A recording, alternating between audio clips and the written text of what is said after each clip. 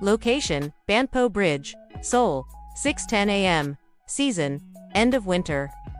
Beginning of spring, the scene opens with a wide aerial shot of Seoul, still wrapped in a soft morning mist. The sun rises timidly behind the skyscrapers of Gangnam, and the first golden rays reflect off the calm surface of the Han River, creating an almost spiritual glow. The city's sounds are gentle, the soft rush of water, the cold wind brushing against lampposts, and a few cars gliding quietly across the bridge. Amid these early movements, Park Min-jung opposite. He rides his old bicycle along the narrow bike lane of Banpo Bridge, a delivery backpack strapped tightly to his shoulders. His simple jacket is zipped up to his neck, and his cheeks are flushed from the cold. His face shows quiet determination. Soft music plays through his earphones, contrasting with the city's quickening pace. The camera follows him from the side as he crosses the bridge toward Gangnam. The towering, gleaming buildings loom like a silent audience of indifferent giants. Yet Minjun keeps his eyes fixed on the horizon, where the sun is slowly breaking through. Seoul, a city where those who stumble disappear, but those who learn to endure the cold make it across the bridge. This voiceover, older, more mature, sets the tone of the story. It's not just about success. It's about resilience in a world that doesn't wait for anyone. Cut. Mapo-jui, a modest residential neighborhood. Minjun parks his bike in front of an old building and climbs 4 flights of concrete stairs. The apartment is small, shared with 2 roommates who are still asleep. The kitchen is cluttered with dishes, the fridge nearly empty, and opened bill envelopes are scattered across the table. He sighs, heats water on the stove, and glances at the clock. 6:45 a.m. Quick flash cuts, a photo of him in a school uniform at an elegant family dinner. His grandfather's proud gaze, the same Banpo Bridge, seen from inside a luxury car. These images sharply contrast with his present reality. Cut. Gangnam 2:08 a.m. Minjun is now in the streets, delivering orders to rushing executives. He passes by glass towers where his cousin, Park Junwoo, works as an executive at Park Holdings. Men in suits get into luxury cars as he weaves through traffic on his bike. No one looks twice at him, he's invisible. An older delivery rider calls out, "You're fast, kid." But Gangnam doesn't remember the ones who deliver, only the ones who build. Minjun gives a faint smile and keeps going. Banpo Bridge to 11:30 a.m. He rides back slowly and stops midway across the bridge. Leaning his bike against the railing, he gazes at the city. The wind blows strong, tousling his hair. For a few seconds, there's silence. He closes his eyes and takes a deep breath. The camera makes a slow traveling arc around him, showing Gangnam on one side and Mapo-ju on the other, as if he is standing between 2 worlds. One day, they'll see me from here too. The line isn't shouted, it's whispered, like a promise to himself. The music swells, blending piano and soft strings, giving the moment a feeling of destiny taking shape. Final cut of the sequence. A wide aerial shot of Banpo Bridge, with Minjun standing alone at the center. The city is now fully awake. Cars, bikes, buses, flowing like veins. He remains a small, solitary figure amid the vastness, but steady. Location. Traditional luxury restaurant, Apgujeong, Seoul. Time, 7:30 p.m., a cold, elegant night. The restaurant's facade blends modern architecture with traditional Korean elements. Paper lanterns softly light the entrance, and a line of imported cars gleams under the streetlights. Waiters dressed in modernized hanbok bow silently as they welcome guests. Inside the main hall, round tables covered with white linens and minimalist floral arrangements create an atmosphere of flawless refinement. At the head of the main table sits Park Dae-sung, 72, patriarch of the Park family, and founder of Park Holdings, a conglomerate that built skyscrapers, bridges, and entire districts across Seoul. He wears a deep blue hanbok and watches everything with sharp, commanding eyes. To his right is Han Misukmin, John's mother, composed and elegant. To his left, Park Seoul, Jean, the accomplished lawyer's sister. Seated nearby, Park Woo-jeon, Uza Arganto, cousin, a young executive radiating self-confidence. Minchun's entrance outside. Park Minjun arrives by bicycle. He quietly parks it by the building and adjusts the simple borrowed suit he's wearing. Taking a deep breath, he enters. The receptionist gives him a once-over. He clearly doesn't fit the polished environment. As he steps into the dining hall, all eyes turn toward him. Silence. Junwoo smirks. "Look who's here. The delivery boy." Stifled laughter spreads subtly among relatives. Han Misku clenches her hands under the table. trying to keep her composure. Soo-jin looks away, uneasy. The dinner waiters serve expensive traditional dishes, marinated bulgogi, artisanal kimchi, seafood chen, paired with imported wine. The conversation revolves around business deals, legal victories, and luxury travels. Minjun remains quiet, seated at the far corner of the table, observing. No one asks about his life, work, or dreams. Junwoo's provocation, and you Minjun? Junwoo asks, with a mocking smile. How many buildings have you built this year? Muffled laughter follows. Minjun replies calmly, no buildings. But I know every street in Seoul better than any engineer in your office. A brief silence falls before Junwoo scoffs. Ah, so that's why you became a delivery tour guide. The Patriarch's Intervention Park, Daesung raises his hand. Instantly, the room falls silent. He fixes a cold stare on Minjun. In this family, there is no place for those who are content to stay small. This city was built by our hands. If you don't build, you disappear. The words cut through the air like a blade. Minjun keeps his gaze steady, but the humiliation is visible in his eyes. Han Mezge tries to intervene. Appa, he's just enough. The patriarch cuts her off. The public challenged Daesung takes a sip of wine, then speaks loudly enough for the entire hall to hear. 30 days. If in 30 days you prove yourself worthy of carrying this family name, I will recognize you as my grandson again. If you fail, you'll be treated as a stranger to this family. The entire room holds its breath. Soo-jin looks at her brother, stunned. Junwoo crosses his arms, pleased by the spectacle. Minjun feels the weight of shame, but he doesn't lower his head. 30 days is enough, he replies firmly. Even the waiters pause, surprised by his resolve. The peak of humiliation, Junwoo theatrically raises his glass, a toast, to our dear cousin's new deadline. The guests raise their glasses with fake smiles. Minjun holds his glass for a few seconds, then sets it back on the table without drinking. Final scene. While everyone resumes their conversations as if nothing happened, the camera slowly closes in on Minshon's face. He watches the table, the laughter, the lights, the familiar faces that now feel so distant. The soundtrack fades almost to silence. 30 days. That's all I need. The scene ends with him leaving the restaurant alone. His bicycle waits in the dark. The cold wind hits his face as he rides away. Location: banks of the Han River, near Banpo Bridge, 11:45 p.m. Cold night, cloudy sky, cutting wind. The camera opens with a panoramic shot of the Han River at night. Seoul's lights shimmer on the dark water, forming a trembling mosaic of neon and shadow. The city pulses in the distance, cars crossing the bridge, horns echoing faintly, but here, on the riverbank, a melancholy silence reigns. Parkamin. Jun walks alone along the damp pavement. He's still wearing the same simple suit from the dinner, now wrinkled. His tie hangs loose, his shoes splashed with rain. He pushes his bicycle slowly at his side, with no rush, as if he has nowhere to go. Close up, his breath fogs in the cold air. His eyes are empty, drifting between the dark water and the distant lights of Gangnam across the river. Flashes from the dinner haunt him. Junwoo's laughter, his grandfather's hard stare, the sound of the sarcastic toast. Overlaid flashbacks, the wineglass raised with mockery. The metallic sound of cutlery stopping when he entered. The grandfather's words, if you don't build, you disappear. These moments repeat in slow motion, their sounds muffled like memories drowning in water. Bench by the river. Minjun sits on a wooden bench by the riverside. He leans forward, elbows on knees, staring at the ground for several long seconds. The sound of the wind fills the silence. A plastic bottle rolls across the pavement and taps against his foot. A small detail, but it snaps him out of his trance. He kicks it lightly, and the camera follows as the bottle rolls away and drops into the water. Visual metaphor, something carried away by the current. Like his life at this moment. Internal monologue voiceover, older tone. Funny, when I was a kid, I thought this bridge was a portal. If you were poor on one side, all you had to do was cross to become someone on the other. No one told me the wind in the middle is strong enough to knock you down. Cinematic shot. The camera slowly circles around Minjun, framing him at the center, small against the vast bridge and river. The lights of Gangnam gleam in the distance, unreachable, distant, like a cruel promise. Light rain begins to fall. He has no umbrella, but he doesn't move.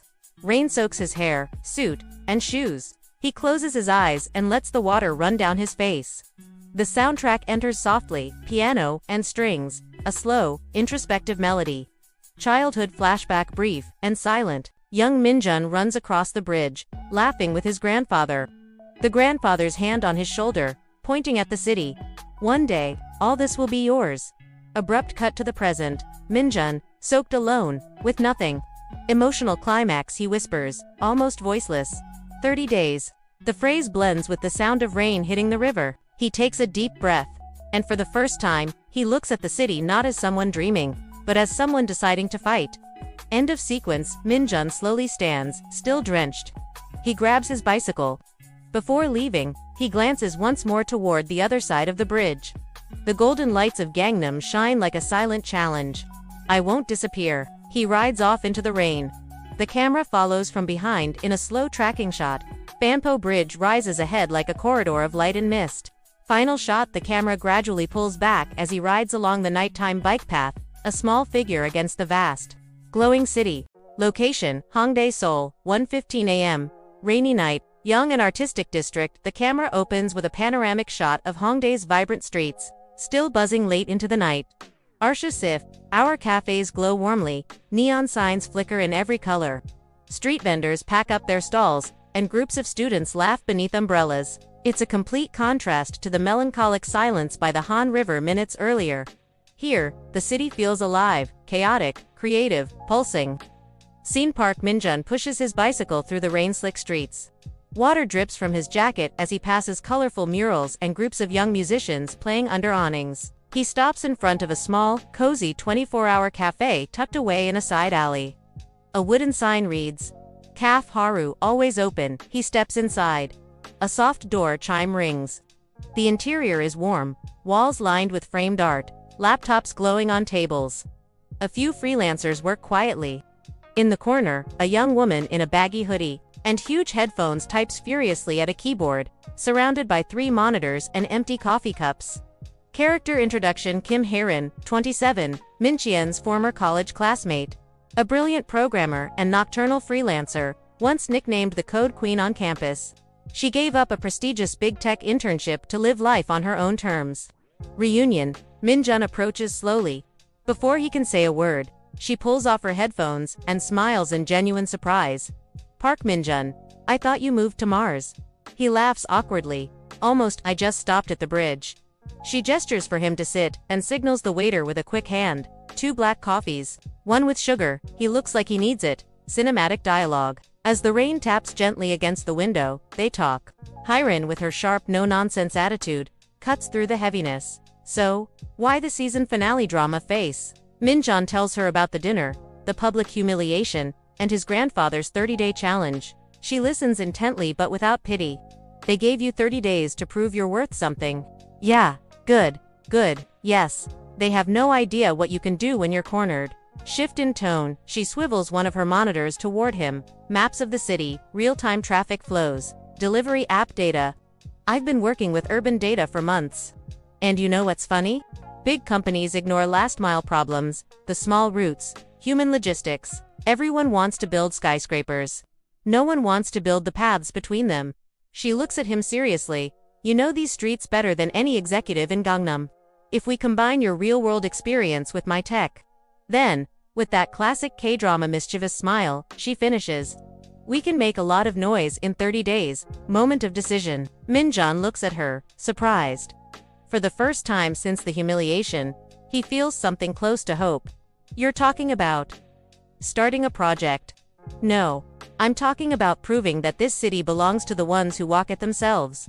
She opens a new file on her laptop and types in bold letters, "Banpo Project -30 days." The camera focuses on the words glowing on the screen. The music shifts. The melancholy piano fades into a light, inspiring melody with gentle beats. End of the scene. They stay in the cafe, surrounded by screens, hot coffee, and ideas sparking through the night. The camera slowly pulls back through the window, showing Hongdae still awake, alive with energy as the rain eases. A beam of city light cuts through the glass and illuminates Minchun's determined face. "If they think I'm going to disappear, it's because they've never seen me fight." Location: National Library of Korea, Seocho Mapodyu, bike lanes, Hongdae night cafes. Days following the challenge, late night, morning, and evening. The camera opens with a fast-paced K-drama style montage. showing the passing days with subtle subtitles. Day 2, Day 5, Day 8. While most of the city sleeps, Parkming, Jung, ando kimuhi, rinbildo eboldo prang, to prove. In just 30 days, that real street experience can become a powerful technological solution. Scene 1. National Library. Cold mornings. The massive building of the National Library of Korea, in Seoul, is shown in wide shots, surrounded by bare winter trees. Inside, silent study tables, stacks of books, and focused students fill the space. Minjun and Haerin sit surrounded by printed maps, urban planning books, and laptops. He traces old routes with a red pen, while she types rapidly, turning data into clean graphs. "Look at this, Minjun," she says, spinning the monitor toward him. "These zones have chronic delivery delays. Nobody wants to map the small alleys because the big systems can't read them properly. I've ridden through all of these," he replies, recognizing every curve and backstreet. Under sun, rain, and snow. Scene to Mapo Gu bike lanes, afternoons with a makeshift GoPro on his helmet and a notebook strapped to the handlebars. Minjun bikes through neighborhoods like Yeonam-dong and Hopj. The drone camera follows from above, showing narrow alleys and local shops missing from official maps. He notes down potholes, dead ends, busy hours, and records quick voice notes. 1:45 p.m., Choi Bakery, constant line at the corner. Alternate route to the right saves for minutes. These clips are edited like a training montage, fast cuts, inspiring music, sweat, precision, and focus. Scene Sen, Ongdae Caf, late nights back at Caf Haru. Haerin works with huge headphones on, eyes glowing at the monitors. Lines of code scroll rapidly. Maps come alive in real time. "If we feed your real routes into the system and overlay weather and traffic data," she explains excitedly, "we can predict delays and build truly dynamic routes." "You make it sound easy," he teases. "It's not easy," she smirks. "It's fun." Scene for naming the project in a quiet late-night moment. They both stare at the screen showing the first working prototype, a live map with moving lines. "What should we call it?" she asks. He looks out the window at the glowing Banpo Bridge in the distance. Benpo. "That's where I decided I wouldn't disappear." She smiles. Then it's settled. Project Banpo. Scene 5. Intensive training over the next days. They refine everything. Haerin squashes bugs, while Minjun quietly recruits local delivery riders to test the platform. "No pretty pitch decks," he says, with determination. "We're showing real results." The riders laugh, curious, and agree to join the pilot, trusting him more than any corporate promise. Scene 6. The first test delivery. A small restaurant in Yeonam-dong joins the test. The camera follows a rider using the Banpo app for the first time. The route optimizes in real time, avoiding flooded alleys and traffic slow zones. The delivery arrives 4 minutes early, leaving the shop owner stunned. "How did you do that?" the owner asks. "The city taught us," Minjun replies with a quiet smile. Final scene of the sequence. The two stare at the monitor as tiny glowing dots move through the streets like organized ants. The system works. Haerin, thrilled, raises her hand for a high five. He hesitates for a moment, then returns it. The music swells, soft piano blended with modern beats, a perfect mix of tradition and innovation. Just like Seoul, they have skyscrapers. We have the streets. Let's see who really knows this city. Location: Gangnam Business Towers, startup hub on Toronto, luxury corporate cafes.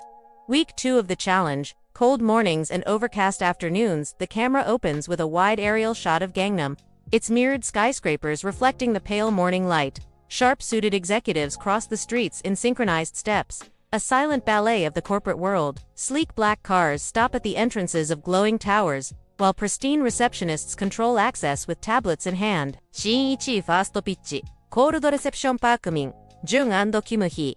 Rin step into a towering lobby. High ceilings, white marble, and the hum of air conditioning create an intimidating atmosphere. Their simple clothes stand out among the sea of tailored suits. On the 23rd floor, a glass-walled meeting room overlooks the entire city. 3 middle-aged investors sit in black ergonomic chairs, laptops open. Haerin confidently presents real-time data from the Banpo project prototype, while Minjun speaks about street-level experience, current delivery flaws, and expansion potential. Silence. Then, one investor leans back, arms crossed. "You want to compete with billion-dollar companies with bikes and homemade data." Another smirks, interesting as an academic concept, but this isn't Gangnam. This is Yeonam-dong seen to subtle disdain as they exit the building. They pass a group of young founders taking selfies with their startup banners fresh from funding rounds. Hyran bites her lip in frustration. They didn't even listen. Min-jun remains calm, but his eyes harden. They've never listened to anyone without an expensive suit. Scene 3, second attempt. Terranro co-working hub, inside a modern innovation hub buzzing with startup pitches. They try again. The audience is younger, angel investors, and accelerators. Heron tweaks the pitch to highlight the technical edge. Min-jun talks about delivery riders as the city's invisible assets. A panelist asks, "How many millions of users do you have?" "We don't have millions yet," Min-jun answers steadily. "Then you just have." "A nice idea." Laughter ripples through the room. The camera focuses on his face, motionless, absorbing the blow in silence. Scene 6, corporate caf, late afternoon. Seated in a chic Gangnam cafe, surrounded by loud executives, Heron looks shaken. "You know what really gets me?" she says, eyes glistening. "They look at us like we re-trespassing in a place that's not ours." Min-jun watches the towering buildings outside. "That's exactly how they looked at me at the dinner." She looks at him, surprised. He breathes deeply. "But I'm not here to ask for permission. I'm here to show results." Scene 5, rain and closed doors once again. They leave another meeting empty-handed. Outside, a soft rain begins to fall. Classic K-drama mood. A security guard slowly closes the glass door behind them. The camera focuses on this gesture, the barrier between the world of power and the two protagonists, now soaked on the outside. The music swells, piano and strings in a soft, melancholic tone.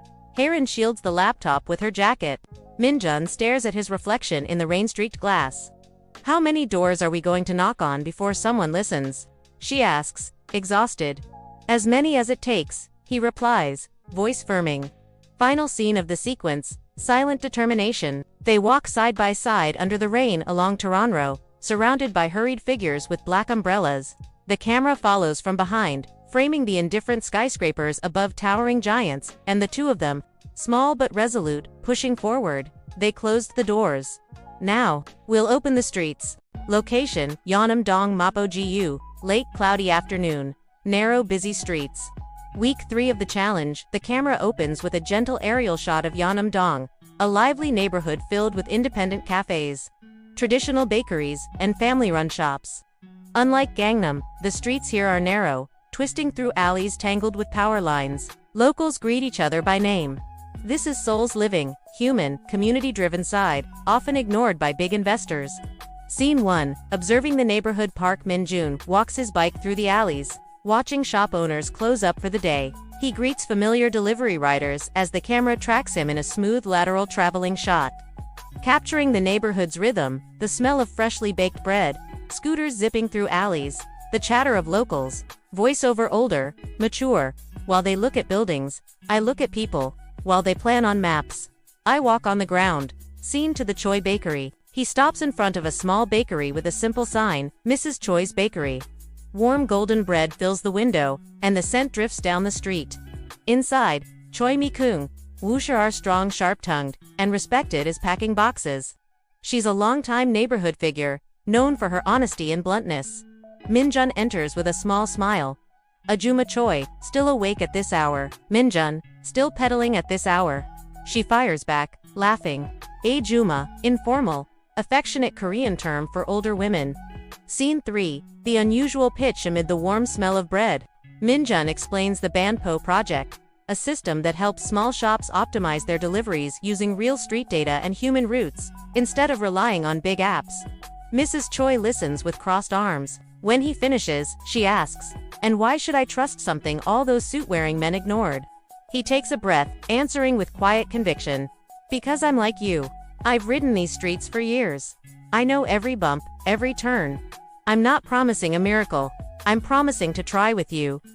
She studies him, then cracks a subtle smile. "You've always had more guts than that snobby cousin of yours. Let's try." Scene 4, meeting with the shop owners the next night. Mrs. Choi gathers local shop owners in her bakery, cafe owners, florists, a stationery shop, convenience store owners. The room is small but buzzing with energy. Min-jun and Kim Hae-rin present the Banpo system on a laptop, projecting onto a white bedsheet pinned to the wall, improvised, but effective. Haerin delivers the technical breakdown, while Minjun translates it into street language, using practical examples. Skeptical questions come flying. What if it rains? What if the internet goes down? What if the rider takes the wrong turn? He answers each one calmly, with the authority of someone who's actually been there, slowly earning their trust.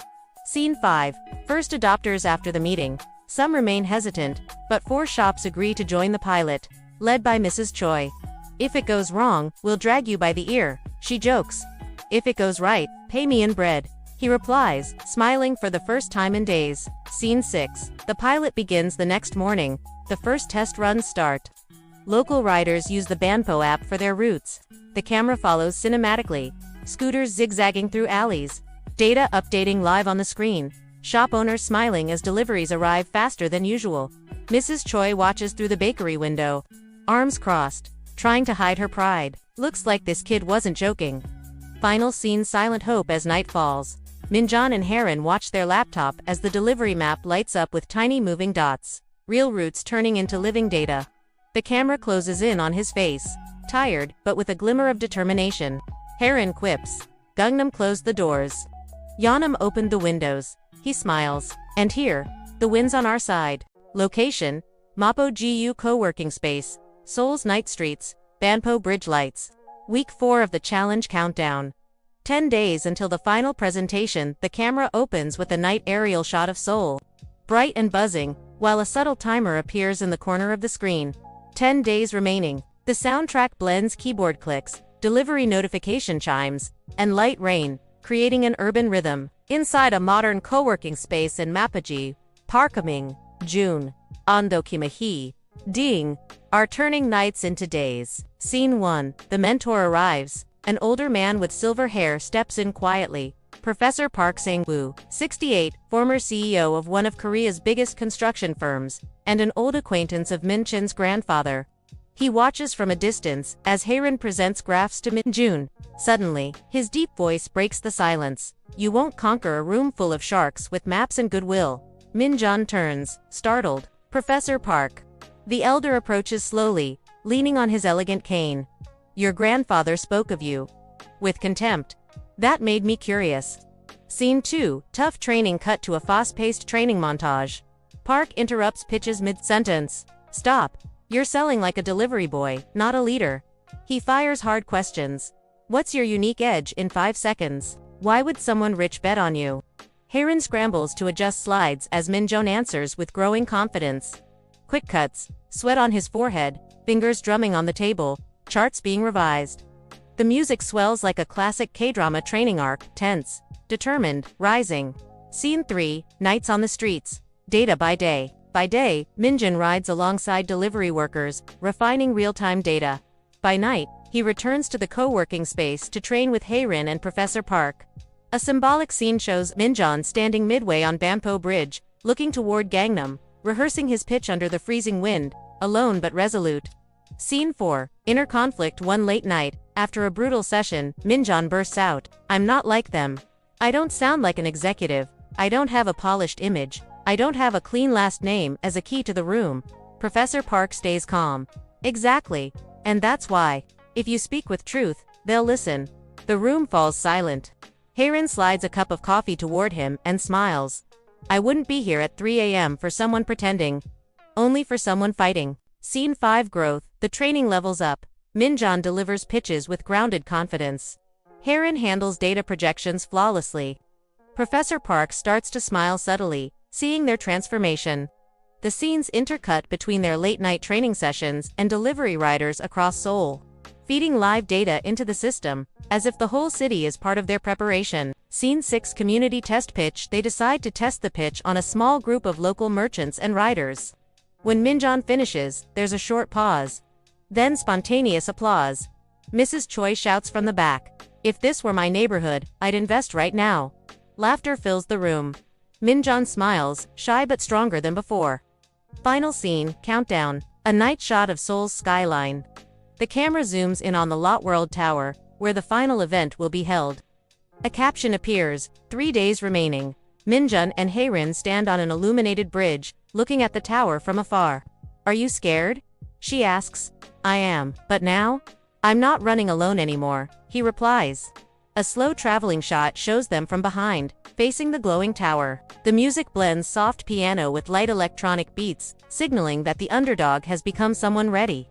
Voiceover: "They have the stage. We have the story." Location: Hotel Signal Seoul, 76th floor. Lot World Tower, the tallest building in Korea. Final presentation day, clear. Cold morning. The camera opens with a cinematic aerial shot of the Lot World Tower, towering over the blue Seoul sky. A subtle caption fades in. Day 30 Judgment Day, Scene 1, The Arrival. In the elegant lobby of Signal Seoul, business leaders, investors, and reporters gather in flawless attire. Digital panels display the theme of Park Holdings' annual event, Innovation and Legacy Building. Tomorrow, Park Kaming, Jung, Enta Suize, Kimu-hee, and Professor Park sang. Unlike at the beginning of the story, he now wears a well-fitted suit, neat hair, but keeps his humble posture and determined gaze. Whispers ripple through the crowd. "Isn't that the delivery grandson? I heard he's going to try presenting something, ... Double quotes. The judgmental looks return, but this time he doesn't flinch. Scene 2, The Family's Entrance. At the center of the hall, Patriarch Park Dae-sung arrives with Jun-woo, Soo-jin, and the family's executives. He walks with quiet authority, receiving formal greetings. When he locks eyes with Min-jun, his look is cold, unreadable. Jun-woo approaches with his usual smug smile. "I hope you brought a good show, cousin." This audience doesn't forgive amateurs. Min-jun replies calmly, "I didn't come to perform. I came to show them the city they've ignored." Jun-woo chuckles and walks away. Scene 3, Jun-woo's presentation. The main stage lights up. Jun-woo goes first, presenting a slick, expensive smart real estate expansion project. Polished slides. Rehearsed lines. Investors nod politely. Everything is technically perfect, but emotionally cold. The patriarch watches, satisfied. Scene for backstage tension. While Jun-woo is on stage, Min-jun stands behind the curtain, hands sweating. Haerin steps close. "You don't need to be better than him. Just be you," Professor Park adds. "Speak the truth. The city will speak with you." The camera focuses on Min-jun's gaze, sharpening nervousness, turning into resolve. Scene 5, Min-jun takes the stage. His name is called. The hall falls silent. He walks onto the stage. The sound of his shoes echoes. The bright lights hit his face, but this time, he keeps his head high. No fancy slides. Just a live dynamic map projected behind him. Points of light begin moving real delivery data from Yeonam-dong, using the Banpo system. He starts softly. "For years, I've known every curve of this city, not from a boardroom, but from a bicycle." The audience shifts in their seats, intrigued. He continues with real data, merchant testimonials, and measurable results. No vague promises. Just facts, clarity, and humanity. Scene 6, The Emotional Turn. Midway, a short video plays. Mrs. Choi and other local merchants sharing how Banpo changed their deliveries. "He didn't bring investors," Mrs. Choi says, smiling. "He brought us." Faces in the crowd soften. Doubts turn into focused attention. Investors lean forward, taking notes. The patriarch watches, still silent. Scene 7, Impactful Conclusion. Min-jun closes with steady conviction. "They build towers. We build paths. And paths connect people. Seoul doesn't belong only to those with power. It belongs to those who live in it." Silence. Then, a single clap from the back. Merchants and delivery riders rise first. Young investors follow. Soon the entire hall stands, applauding. Even some skeptical executives join in. Scene 8, Public Recognition. The patriarch rises slowly. The room quiets instantly. He approaches Min-jun, stares for a long moment, then gives a slight bow, a rare and powerful gesture. "Today, you built something no one at Park Holdings ever could. Respect." The camera zooms in on Min-jun's emotional face. In the wings, Haerin and Professor Park clap quietly, proud. Final scene, The Turning Point. A wide shot of the stage, Min-jun standing tall as the audience applauds, music swelling with piano and soaring strings. The camera slowly rotates, capturing flashes from cameras, investors lining up to talk. And Jun-woo in the corner, stunned into silence. Voiceover, From Public Shame to National Pride. Location, Banpo Project Rooftop, Yeonam-dong Spring Sunrise. 1 week after the Signal Seoul event, the camera opens with a soft aerial shot of Seoul at dawn, still wrapped in a thin veil of mist. The sun rises slowly behind Gangnam's skyline, casting a golden line across the Han River. A gentle piano and violin score sets an atmosphere of renewal and quiet triumph. Scene 1, a new beginning. On the rooftop of a modest 3-story building overlooking a busy street in Yeonam-dong, a new sign hangs, Banpo Project, connecting people. Inside, the space is simple but full of life. Computers glow, route maps cover the walls, couriers chat, and shop owners bring in coffee. It's nothing like Gangnam's cold grandeur. This is warm, human, and alive. Park Min Jung enter swing, casual close his bicycle parked by the door. He pauses, smiles softly at the bustling scene. No spotlights, no speeches, just quiet momentum. Scene 2, Mrs. Choi's visit. The door swings open. Choi Mik-young walks in with a tray of steaming bread. To feed these geniuses before they forget to eat, laughter fills the room.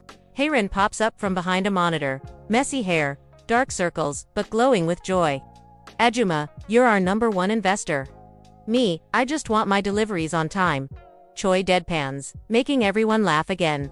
Scene 3, the new team. In the small makeshift meeting room, Min-jeon lays out expansion plans.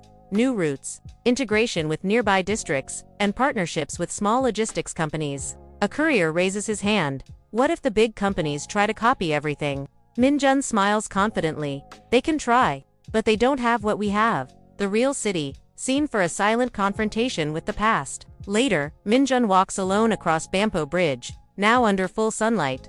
In the distance, he sees Jun-woo's black car parked nearby. Jun-woo steps out, still elegant, but without the usual smugness. They lock eyes for a few seconds. No words. Jun-woo gives a small nod, not friendship, but acknowledgement. Min-jeon nods back, equally restrained. The camera frames them from afar, standing on opposite sides of the bridge, to visions of the city now coexisting. Scene 5, final reflection. On the bridge, Min-jeon leans his bike against the railing. Watching the calm flow of the Han River, a mature voiceover begins. For a long time, I wanted to be accepted. I wanted to prove I belonged to their world. But the city taught me, you don't need permission to build your path. You just have to start pedaling. Scene 6, cinematic closing. The camera slowly pulls back, showing Min-jeon standing on the bridge, small against the vast city, but this time bathed in golden morning light. Quick cuts follow, showing the rhythm of Banpo Project's everyday life. Couriers laughing as they map routes, shopkeepers clapping at on-time deliveries. Haerin asleep on her keyboard as new recruits arrive. Professor Park watching everything from a distance, proud. Scene 7, final line. The screen fades to black as his voice concludes, from public shame to national pride. And this was only the beginning. Hey, did you like this story? Then hit subscribe to Between Lies and Love so you won't miss the next chapters. Don't forget to like this video. It really helps us bring you more emotional, anime-style K-drama stories. And I want to know, what was your favorite part of this story? What do you think we could do better in the next episodes? Leave your thoughts in the comments.